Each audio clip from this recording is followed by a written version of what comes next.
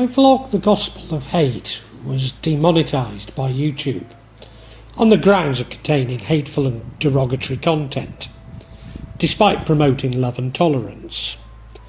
I learned from this that YouTube's assessments are highly superficial, and that I'd been demonetised for the title and title page, and not the actual contents.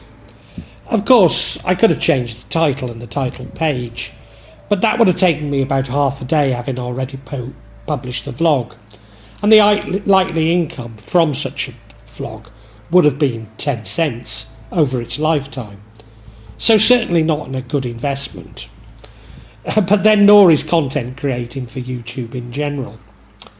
The vlog was actually an observation that fundamentalist religious beliefs appeared more to reflect psychopathic and narcissistic tendencies amongst their clergy and congregation than theology or even the scriptures, albeit that the scriptures are always misquoted to support psychopathic agendas.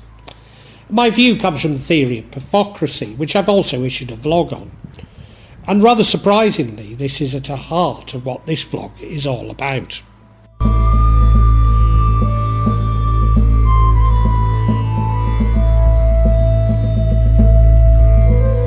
My regular viewers will be aware, possibly even fed up of, my complaints about Salafi trolls on my site and others that I post on. And maybe that's the whole point, to get the majority of Muslims so fed up, even frightened, that we no longer express our beliefs. I complain because they're all so predictable, as if there is a common script to use when posting against the Muslim majority. But also when posting on my channel, they never appear to have watched the vlog they're posting about. You see, manners and basic human empathy are not qualities Salafis are noted for. What shocks me about their arguments is the complete lack of balance within them and cavalier attitude towards the truth. Certainly they're on a mission to defeat the Muslim majority by whatever means necessary. Presumably the ends justify the means, never stopping to consider that the means might actually justify the end. So many of the beliefs of Salafis appears to be simply to label the Muslim majority as non-Muslim. That's known as takfir. There's a huge emphasis placed by Salafis of accusing other Muslims of shirk, that is polytheism, that is of being polytheists. Certainly Islam is a monotheistic religion, but the majority of Muslims see this as being about the Creator, not least as many of us are non-dualist. Nevertheless, Salafis invent circuitous arguments to suggest that the majority of Muslims engage in polytheism. For example, when visiting the graves of ancestors or sunan, that is saints, they are engaged in polytheism. Now they're entitled to their views, but they state them with so much violence and conviction that the common man is too frightened to point out how ridiculous, even laughable, they are. Salafis now dominate the mosques in Western countries, and thus their narrow interpretation of Islam is what most Muslims believe to define Islam. Thus Muslims refrain from eating pork, drinking alcohol. Women wear hijabs at the very least, and these behaviours define a Muslim and not their compassion nor divinity. Certainly in many Muslim countries the consumption of alcohol is frowned upon, despite wine in particular having been consumed in the past in Muslim countries and during some caliphates. Thus it's become accepted by many Muslims and most non-Muslims that consumption of alcohol is completely forbidden for Muslims. But within some Sufi traditions, the drinking of wine and visiting of taverns is very much a part of their religious devotion.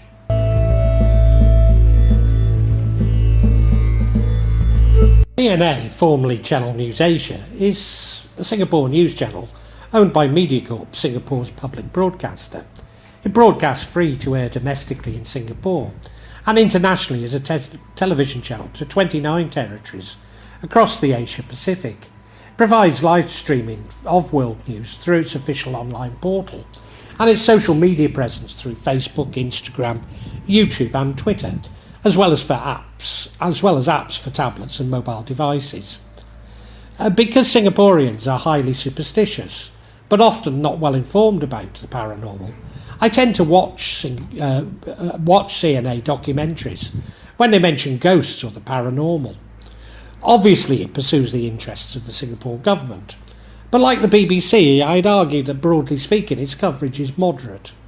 Since the health crisis, I can no longer use the word fair for any news coverage, but rarely do I end up shouting at CNA. Thus, when I saw a film entitled Indonesia, Still a Bastion of Moderate Islam, and diversity on this platform, I watched it.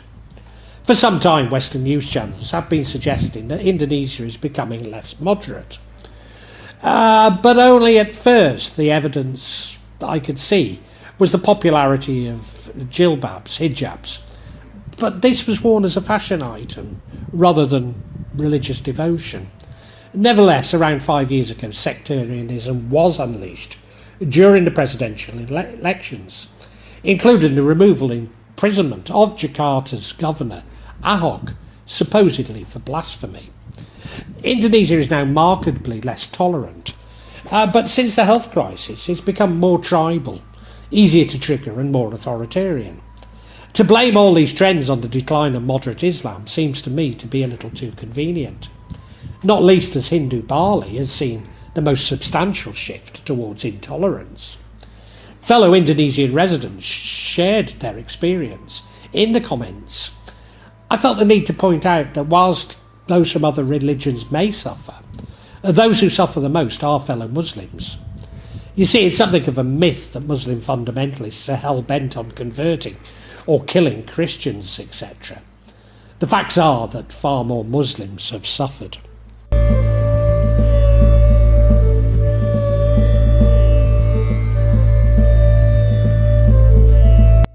The conversation was joined by whom I do believe to be a somewhat hardline Indonesian Muslim, but he was intent on making highly provocative comments. So much so that he started to post in Bahasa Indonesia rather than English, quite a common tactic on social media. I was not particularly suspicious of this poster. His comments followed a pattern that was all too familiar for me. He appealed to me as a fellow Muslim by referring to the enemies of Islam without defining them. So who are these enemies? Well, at Shrewsbury Mosque, the Imam in his hotbar talked of Charles Darwin and Batley Grammar School as being the enemies of Islam. So yes, they're anyone the speaker wants to define as enemies. Another tactic to galvanise support for what are all too often political and not religious objectives, such as the removal of Governor Ahok. The use of the term enemies of Islam is another part of the Salafi playbook. Presumably, such emotive language triggers Muslims, enabling their anger to be diverted for political ends. But frankly, I cannot see how religion has enemies. Maybe Muslim countries do. Maybe some Muslim people do.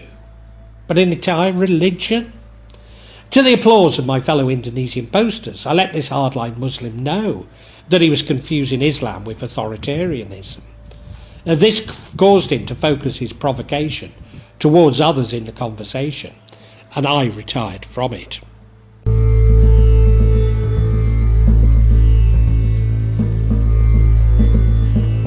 Out of the blue, some 10 months later, I received a highly provocative reply from another person. As ever, they were telling me, a devout Muslim, what Islam is and what I should believe. In every respect, they appeared to be a Salafi. Like playing Manchester City, I've learned that your only chance of coming away with a degree of composure is to go on the attack. Salafis rely on Muslims' lack of knowledge about the contents of Al-Qur'an to promote what are often political views. Thus, the best defence is to question their knowledge of Islam. I did debate whether I should black out his name, but as he's not using anything which could identify the actual person, I decided, why should I? Also, I do seem very aggressive, and this really reflects how fed up I am of being targeted and abused by Salafis. The conversation began to take on an all-familiar appearance. The unsolicited poster never acknowledged or responded to my post. Stated opinions are not facts, but with such conviction that they appeared irrefutable. Every post appeared to be aimed at provoking me. Of course, all of this is indicative of an exchange with a narcissist. But as AI bots have learned narcissistic behaviour, I immediately believe this to be an AI bot. Furthermore, the poster did not use their real or even tag name. Their channel was relatively recent and had no vlogs on it. So was it an AI bot? Well, I remain convinced that AI was being used in part.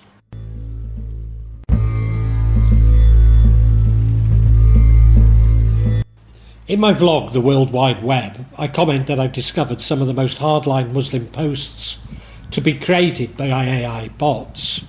In that same vlog, I argue that on the internet, at least 40% of all traffic is non-human, and on something like YouTube, over 50% posts are non-human.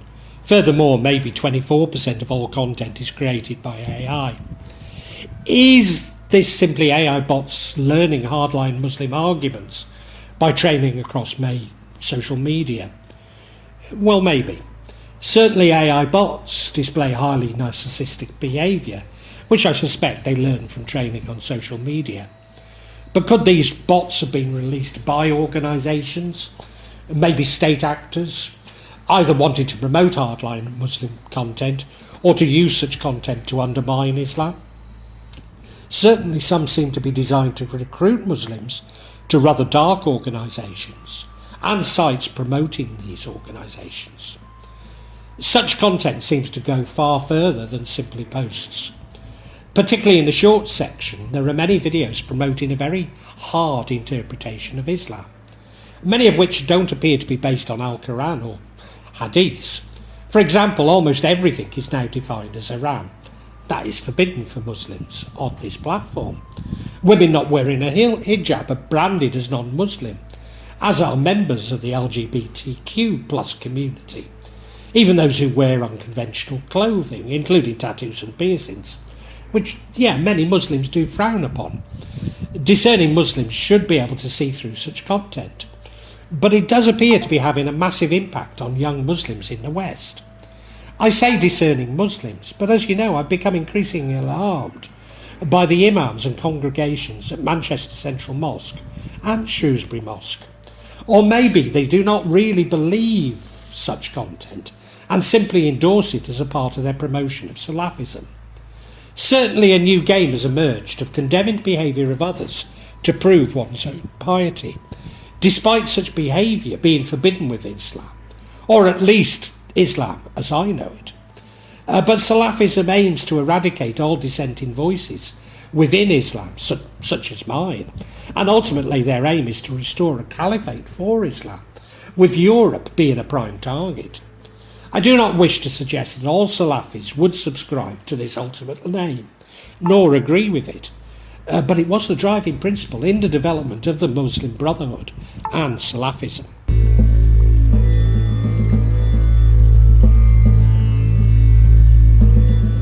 I mentioned, could this content be being sponsored by state actors?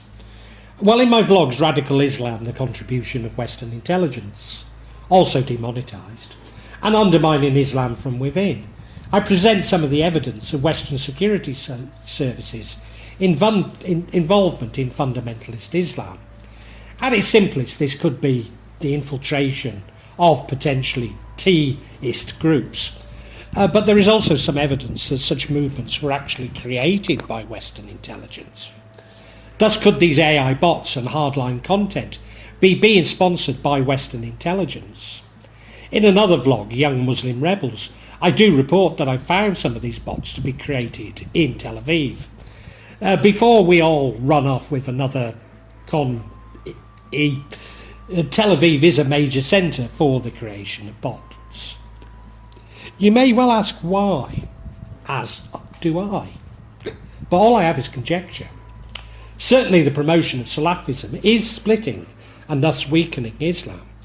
For example, I'm no longer happy to entertain Salafi views, nor even investigate their credibility, as when I have, they're always so terribly tenuous. But also, could it be that such hardline views are easier to predict, and those holding them easier to trigger and manipulate?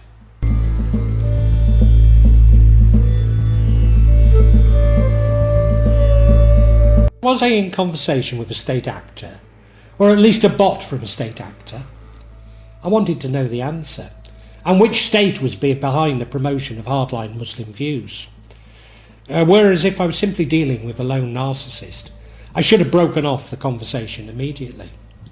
Of course, security services the world over purposely recruit narcissists because they're easier to predict and manipulate. So could I be dealing with an agent who is also a narcissist? The bot seemed to be using non-standard English words as though they believed them to be English. Whilst not uncommon in Singapore, such non-standard words are most common in India.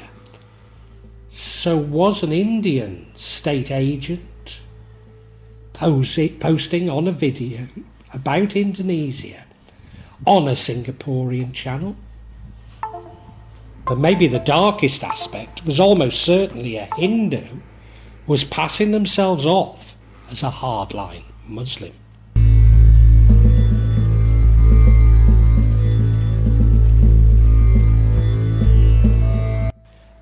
As the exchange became less formulaic, I believed that the handler had taken over from the bot. Alternatively, was I simply dealing with a person who'd been using AI to construct their responses and were now spending a little more time on them? They began to seem more reasonable, suggesting that his unsolicited exchange and series of provocations were for my benefit, but still no facts, only opinions, always presenting these opinions as though they were irrefutable facts, suggesting that Gaian Yoga was about rationality and not gnosis, and also that it was non-dualist, which it can be, but not necessarily. But still in the back of my mind was how dangerous and how irresponsible it was for an Indian state actor to be pretending to be a Muslim hardliner and promoting fundamentalism. As I've said, young people, particularly in the West, are very much influenced by such content. It also becomes self-fulfilling, so that Salafis themselves begin to see such content as authentically Salafism. I don't think I need to spell it out, nor can I on this platform, but for me it's all very dark and dangerous.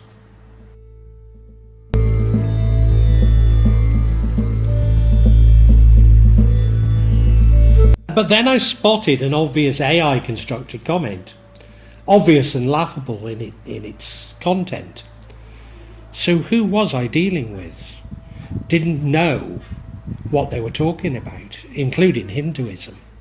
They were almost certainly a Hindu nationalist, the operative word being nationalist, as they know little more about Hinduism as they did Islam. Were they simply a lone narcissist? Further exchanges suggested exactly this. In fact, I became concerned that their mental problems went further than mere narcissism, or that they were a child, albeit a child using AI. Now I felt ashamed and guilty. I should never have engaged in this exchange. But whatever the truth of their identity, this does illustrate how dark and dangerous social media can be. Certainly state actors have manipulated and encouraged dangerous acts. So to put all the blame on the individual is very one-sided. I'm certainly not in favour of any form of censorship, and it's hard to see how the platform or the content provider could be held responsible. And maybe this is at the heart of my concern. How do we protect free speech whilst also guarding against such manipulation and direction or misdirection? For whatever the truth about my unpleasant exchange, it's reinforced for me the unholy alliance between fundamentalism, artificial intelligence, and narcissism.